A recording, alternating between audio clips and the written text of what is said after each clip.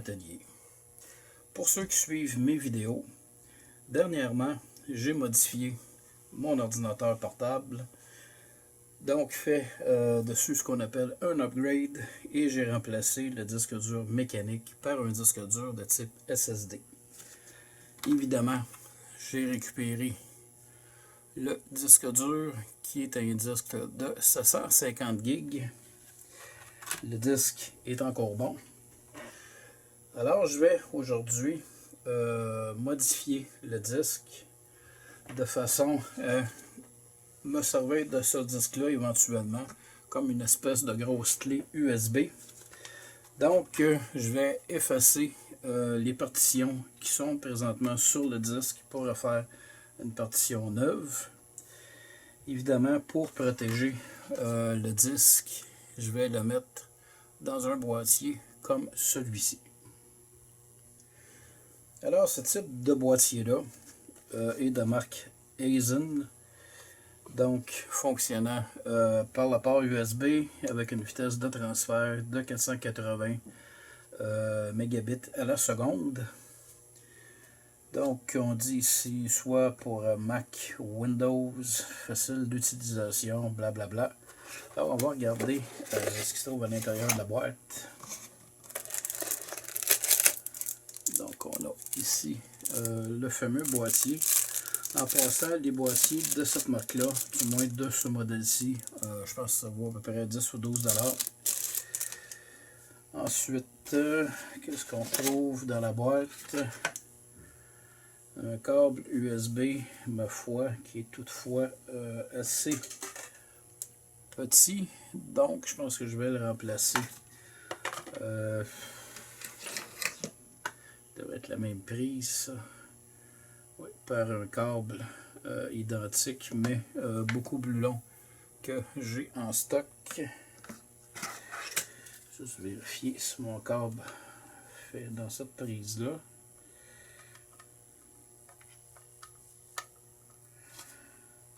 Non. Oui. Alors, ça va faire le travail. Ensuite, bon, on va débrancher le truc pour tout de suite.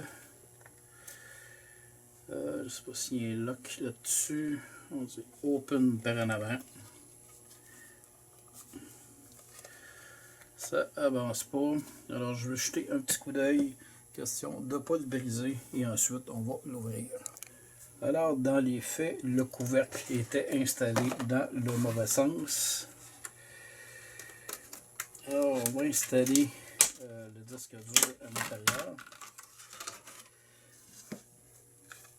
Donc, ce qu'on voit ici, c'est vraiment le connecteur SATA du disque. Donc, ça va aller dans ce sens-là. Et voilà, c'est aussi simple que cela. Et on replace tout simplement le couvert. Sauf qu'il y a une chose que j'aime pas de ce truc-là, c'est qu'il n'y a pas d'aération là-dedans. Alors, je vais... de toute façon, pour la vidéo, je vais procéder tel quel. Mais je vais faire en sorte par la suite peut-être de faire un ou deux trous de chaque côté. Question de laisser la chaleur sortir. C'est jamais bon de travailler avec des disques qui sont encastrés là, avec peu d'espace à l'intérieur d'un habitacle. Évidemment, ça augmente la chaleur du disque. Alors, on va laisser comme ça pour tout de suite. Et je vais installer mon équipement et ensuite on va procéder à la suppression de la partition qui se trouve sur le disque et à la création de la nouvelle partition. J'ai branché le nouveau disque dur, ou en fait l'ancien plutôt, et j'ai été incapable de résister. J'ai fait des trous afin de laisser sortir le surplus de chaleur.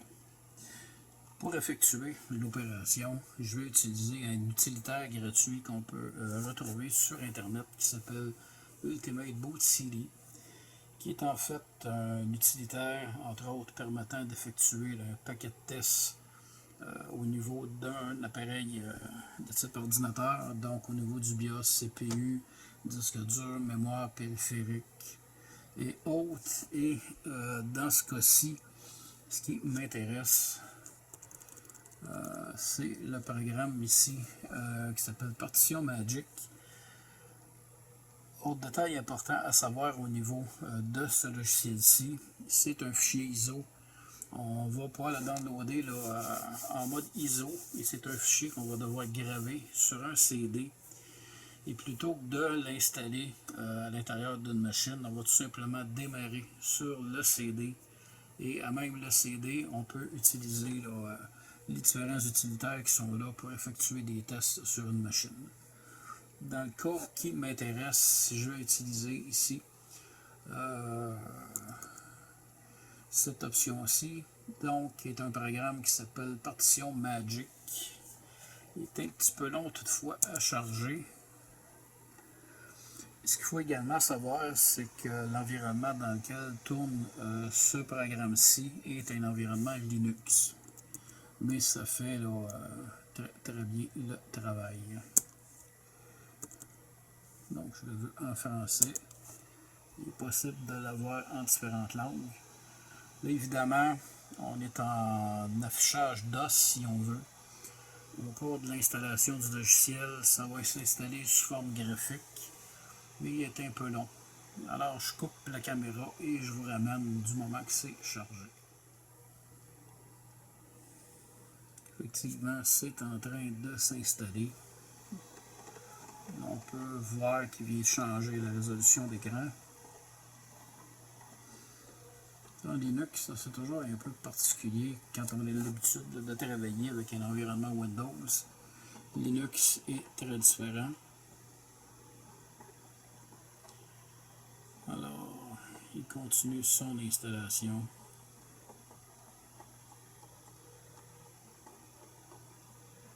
Je vais tenter d'augmenter un peu le zoom pour vous montrer là, les différentes options qu'on a sur ce type de programme-là.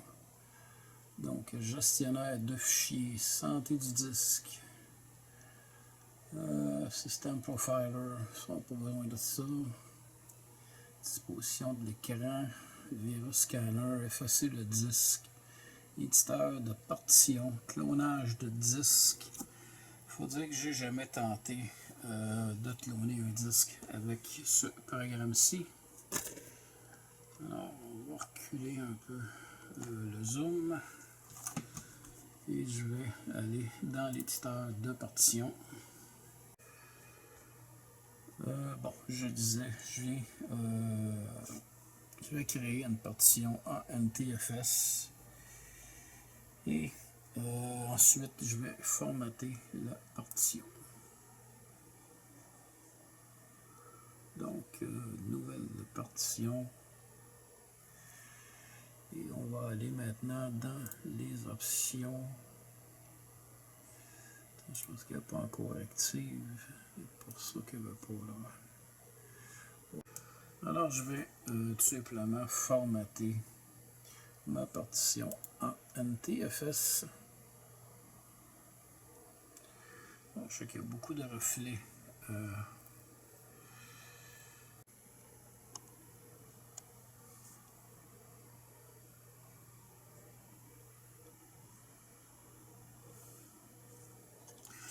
Alors l'opération est maintenant complétée et je vais devoir couper des bouts dans la vidéo parce que je vais travailler sur fond blanc et le taux de rafraîchissement de l'écran, ça fait beaucoup de lignes là, qui passent dans l'écran. On n'y voyait pratiquement rien avec la caméra. Alors j'ai formaté le disque, refait une nouvelle partition, donc effacé toutes les anciennes données. Et on va maintenant voir si notre ordinateur est en mesure, ouais, disque E. On va aller voir la priorité, voir ce que ça nous dit. Tourner la caméra un peu plus. Quand je parlais du taux de rafraîchissement, vous pouvez le voir présentement parce que dans la caméra, je le vois. Alors, ça nous indique que que le disque, une fois formaté, me donne 698 gigs. Garde 120 MB pour le système. Alors, c'est accessible. Ça devient comme une immense clé USB qu'on peut utiliser finalement comme système backup ou encore là, pour transférer là, des données d'une machine à l'autre au besoin, d'un endroit à l'autre. Alors, ça fonctionne très bien. On va cliquer dessus. Juste question de faire un petit test pour le fun. Est-ce que j'ai des images quelque part là-dedans? C'est un système qui a été monté il y a seulement 3 semaines. Je pense que j'ai aucune image encore à l'intérieur. Bon, on va prendre n'importe quoi. C'est ça ici. Copier. Disque E. Coller. Et voilà. Le transfert s'est effectué avec succès. Donc, ça fonctionne merveilleusement bien. Alors, si vous avez aimé, partagez. Sur ce, je vous dis merci et à la prochaine fois.